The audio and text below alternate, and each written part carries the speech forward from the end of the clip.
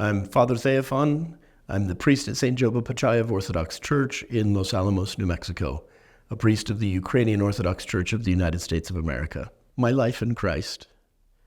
I grew up in an evangelical household. My dad was the pastor of our church, and we were constantly active in the church. We would be there to set up chairs and put out bulletins and welcome people into the church. We moved around quite a bit. My dad was an expert at growing a church. So we would go for a few years, and he would grow the church, and then the church would hit a plateau, and people would get nervous, and he would have to move on. And so we moved across the eastern seaboard, from New York to Alabama, Georgia, and Pennsylvania through my youth. Then we were living outside of Utica when I was about 15. And my father had started sneaking off to the Episcopal Church to go to their worship service before he would do our church service.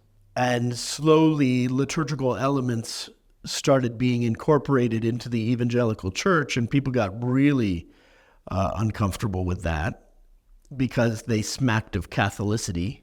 And so he was fired from that church. The local large Episcopal church needed a second priest. And so the priest there asked my father to become his assistant. And from one week to the next, we changed from evangelical to high Episcopalian. And I sat in the back of the church with my arms folded in rebellion against the change. There were no choruses sung, there was incense used, there were chanting, and we didn't do that in the evangelical church, and it was all wrong, and I was very angry for a few months. And then I sat there and I listened, and I realized they were reading the same Bible, and that they loved the same Jesus, and that the roots were there, and that history was a thing.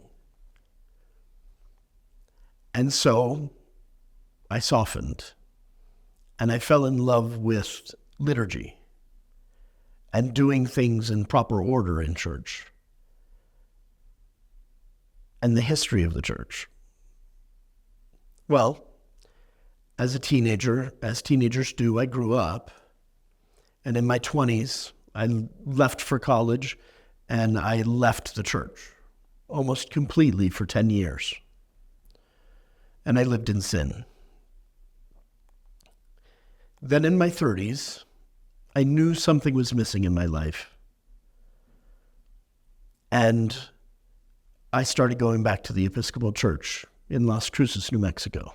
And I was working a terrible job that I disliked very much.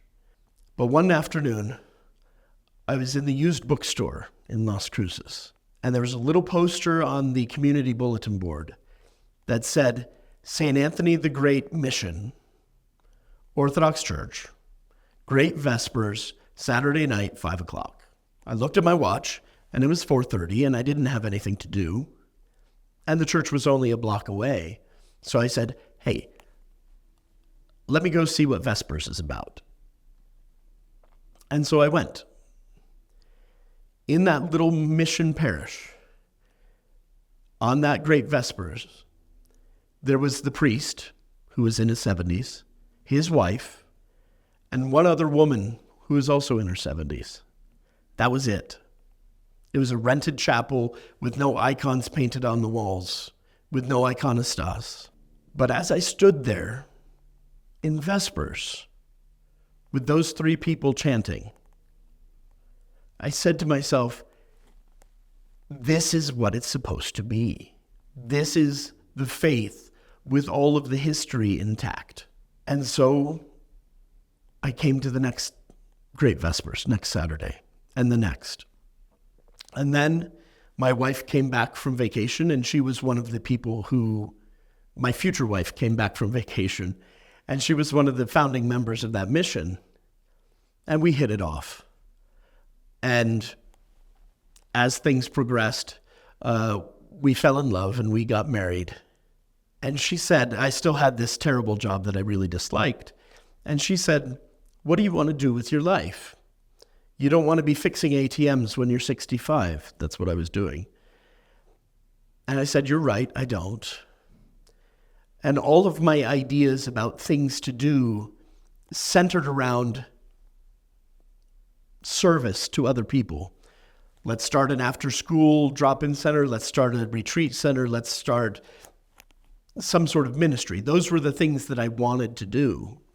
And my wife told me to take a step back and think about the one thing that you want to do, and we'll figure out how to do it. And so I did. And we prayed about it. And I said, well, all of these things that I want to do are about ministry to people. Maybe I should become a deacon and take the online courses from St. Stephen's. And I said this to my wife, and she said, if you want to go to seminary, let's just go to seminary. And so we both quit our jobs. We sold the house. We moved across the country with our 2-year-old, and we went to seminary for 3 years. Seminary goes, it was a wonderful 3-year experience. It was a crucible. It burned away a lot of the stuff that I had been dealing with. And then the bishop gave me an assignment. And we've been here now in Los Alamos for 9 years, going on 10 years. I could not have imagined where this journey was going to take me when we started out. Wouldn't change a thing.